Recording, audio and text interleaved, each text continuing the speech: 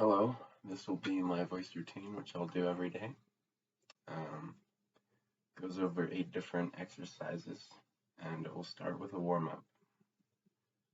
Each exercise should only take about 2 minutes, so in total it's like an 18-minute routine.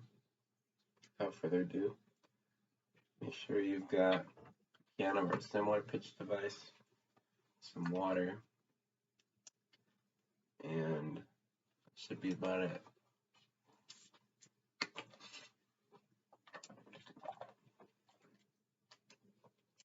So we'll start things off with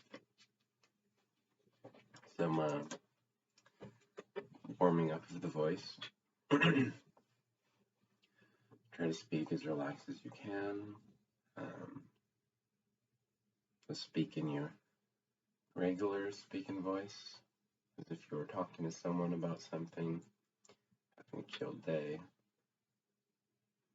Then we'll shift over to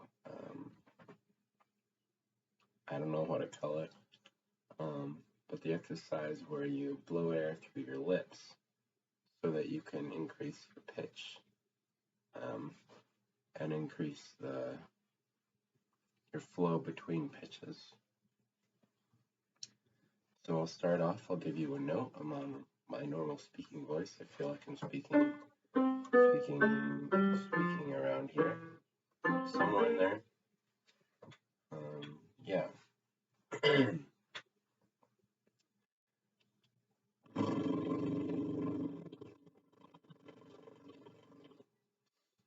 Let's see how long you can hold it. So when you're ready, come back again.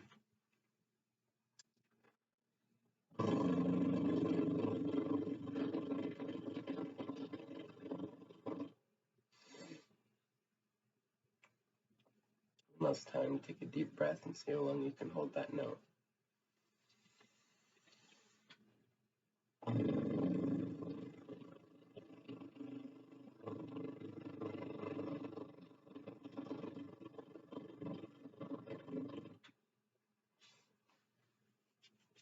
And we're going to take whatever note you started at, and we're going to do increases in pitch. So take your note and go up.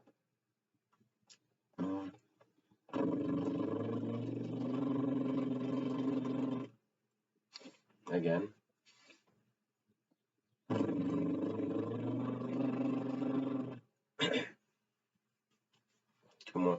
3 more times.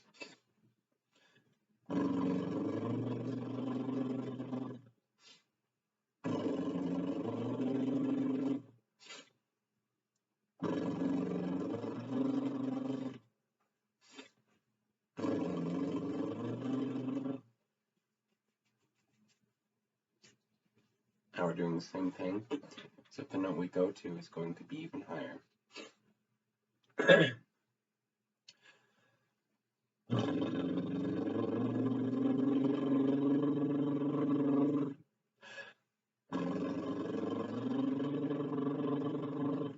Higher.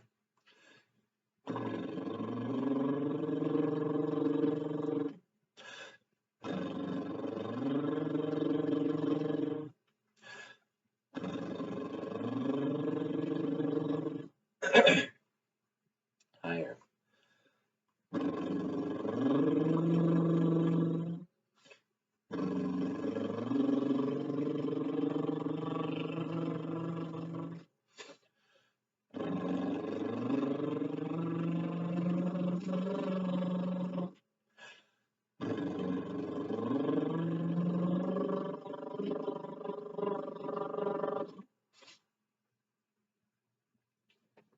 'Now it's important also that you do decreases in pitch so that you can have that sort of flow as you go, going up and down and being able to switch between raising and lowering pitch. Start with a higher note.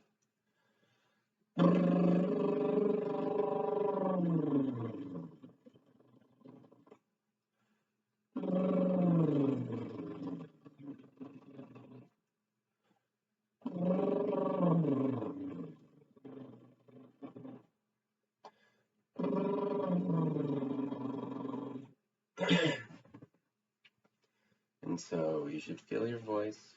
Your voice should feel nicer. It should feel less groggy from the morning. It should feel warmed up. You shouldn't have any hitch in increasing, raising, lowering your pitch. Anything along those lines. It should all come naturally now.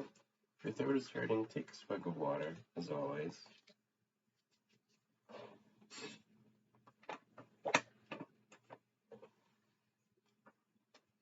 Now that we're done warming up, we're gonna start off with our first exercise, which is raising the larynx. That's your Adam's apple, this little guy here.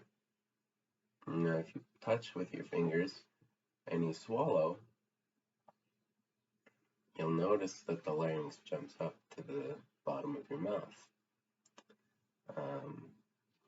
Now, if you have no experience holding your larynx up there, you just want to swallow, and then, for lack of a better word, hold the muscles there.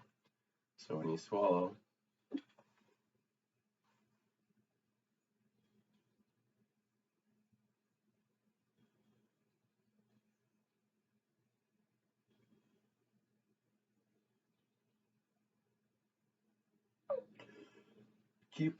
keep holding, keep tensing the muscles, and if as much as you can keep the larynx up there, the more the better. It'll come better with practice, and soon you'll be able to control it individually. I believe now I can. It's easier if you touch the larynx. For me, it reminds myself of the muscle. It helps me connect to it and allow me to raise it. So we're gonna do 5 sets of 3. Either swallow, hold, or if you can, move the larynx on your own. This is 1 of 3.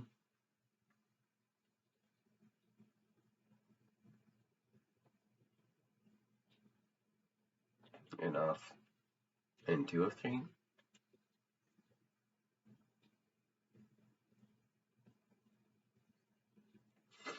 And off. And now, so we're still breathing, I'm going to do 3 of 3.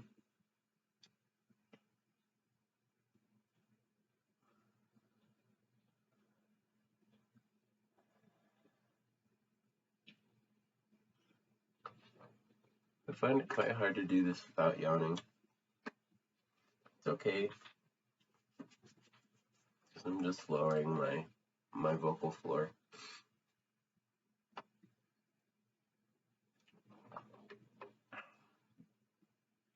Alright. And again, touch the larynx, raise it.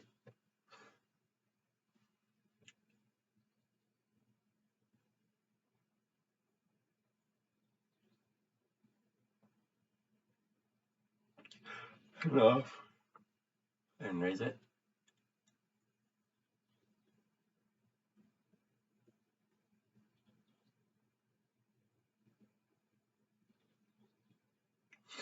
And off. Again, with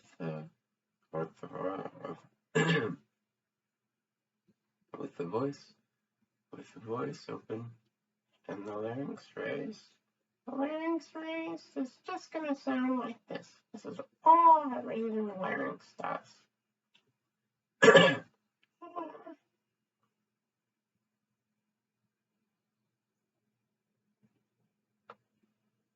Okay.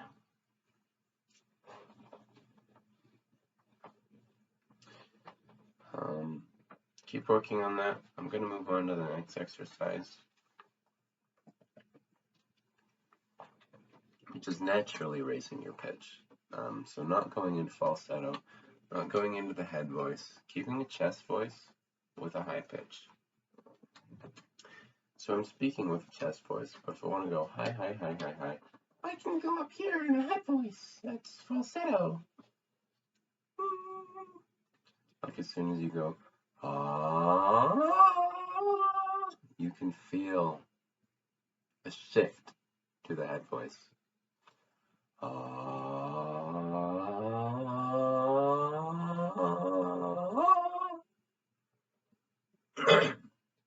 there's a moment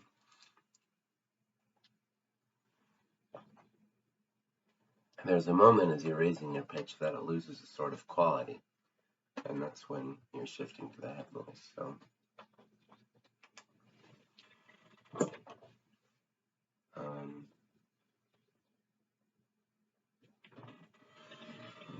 hold on a second.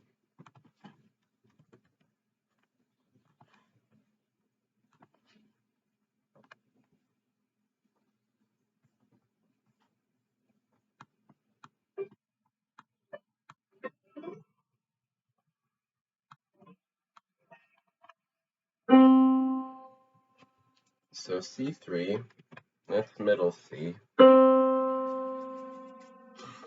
It's a fairly standard vocal focal point for the voice. It's where a lot of men, a lot of boys base their speech around. You want to aim around here, which is, actually here, around E3, G3, and A4.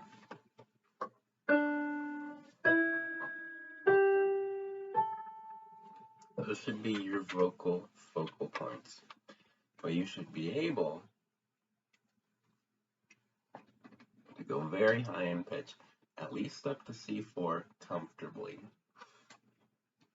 And the way you do that is by pushing it every day. So we're going to start speaking around C3, then you go up, and keep the chest voice. Remember, don't go into falsetto head voice.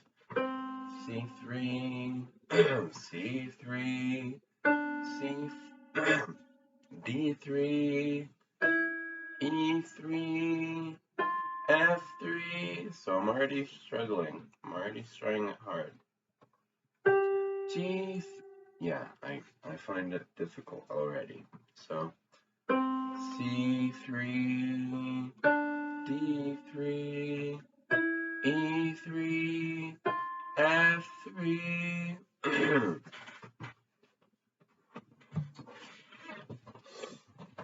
Maybe change your vocal support. Do body stretches, breathe correctly, and see if that helps you. C3, D3, E3, F3, F3, G. Yeah, that's where I'm struggling. So I can go up to F. Just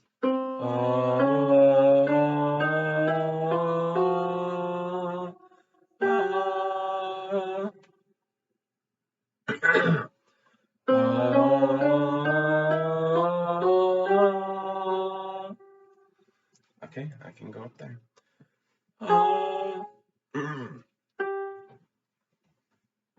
Drink water, guys.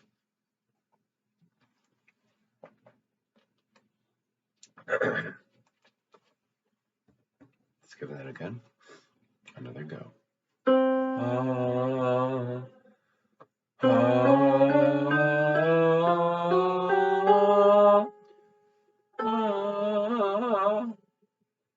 That's okay, so that's where I'm struggling now, is around A flat 4, A flat 4, A4. Alright, yeah. Just try to push yourself every day. Do what you can to improve. We're going to move on to our next exercise, which is reducing the oral resonance. So basically what that means is just speaking with a smaller mouth. If you notice, speaking with a larger mouth gives me this sort of quality, which is not very desirable. But speaking with reduced oral resonance, so I'm keeping the jaw relatively shut, the lips are tight, the tongue is forward and up, and in around that area. So I'm speaking with a very reduced oral resonance right now, and that's the only thing I'm changing. Other than here, all of the deepness and quality of the voice compared to this voice is purely from the mouth. A lot of people skip over this stuff, but it's very important. So take whatever passage you have. I'm going to do alphabet sentences. So I'm going to say, the 5 boxing wizards jumped quickly. If you can, read the Rainbow Passage. That has every inflection in it. Every sound that the English language uses, it has. I'm just going to say, the 5 boxing wizards jumped quickly. The 5 boxing wizards jumped quickly. And if you notice, by habit, I split my lips more than I wanted to. That's part of oral resonance, is how open your lips are. And so try and catch on to those habits and be more mindful, reduce those. We're going to move on to our next exercise, which is increasing open quotient. What is open quotient? So it's the rate at which you voice your voice. So if you're speaking like a whisper, speak like this. Like if you're speaking like this. Or if you make an S sound like S, or like F, like F. The difference between F and V is the voice. The difference between S and Z is voice. So you're voicing the letter. And open quotient is the rate at which you're voicing that. So there's a little flap inside your voice. It's quite unpleasant for me to look at, but the rate at which it opens, which it pops, you can actually hear. You can slow it down to where you can hear each pop. I'm going to do it right now.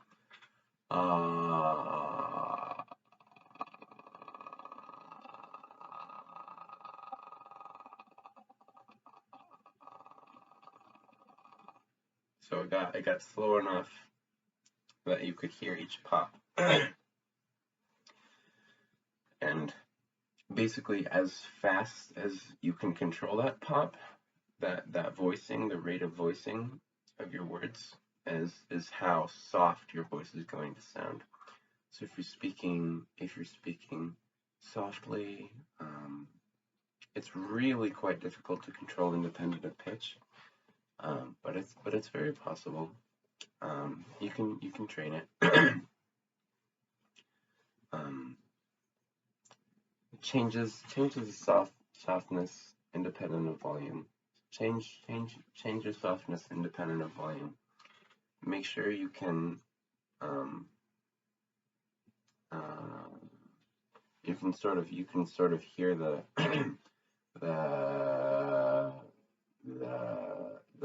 the fry quality in your voice fade away as you're practicing. So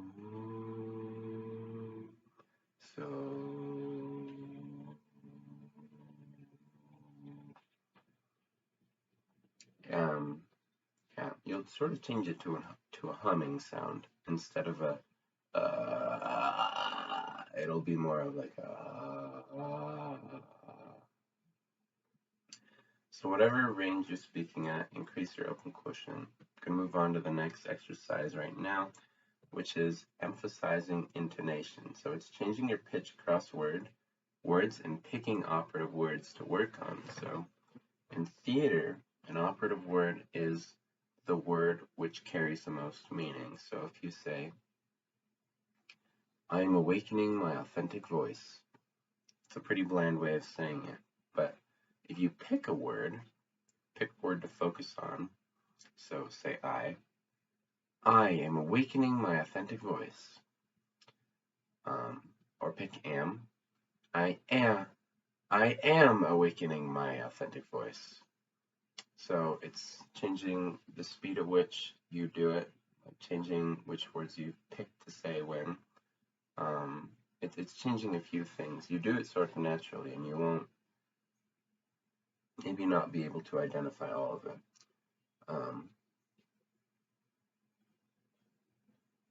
But really being able to control that, having practice with all the other things we've talked about, will help bring your voice better. I'm going to move on to the next exercise, which is brightening your vowel articulation,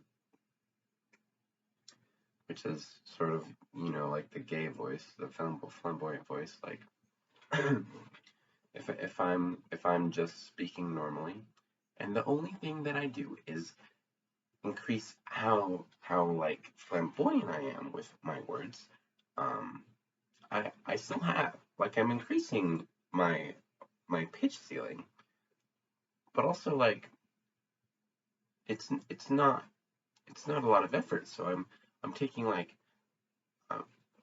I'm speaking more of like a colorful way. Like I'm saying, guys, I have to say this phrase as it is now in order to be able to control it, but I say, oh my god, guys, literally, guess what happened to me?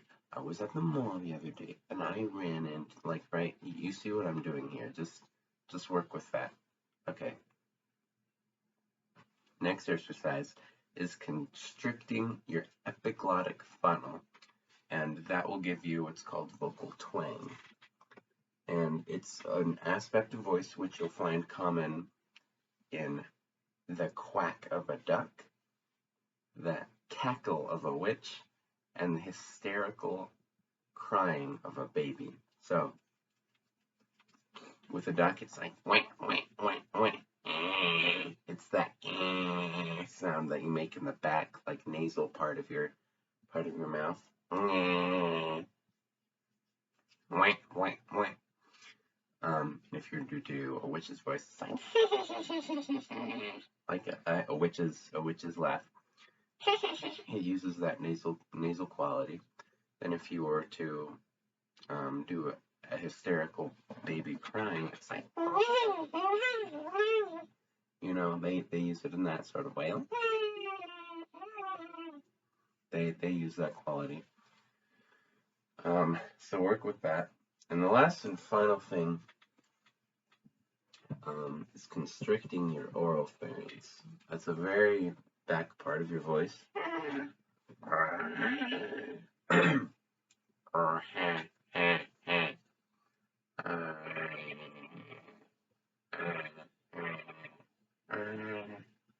I find it hard to do this without thinking of Stitch from Lilo and Stitch doing a Stitch voice. Or Hannah remains nobody gets left behind or forgotten. That sort of thing.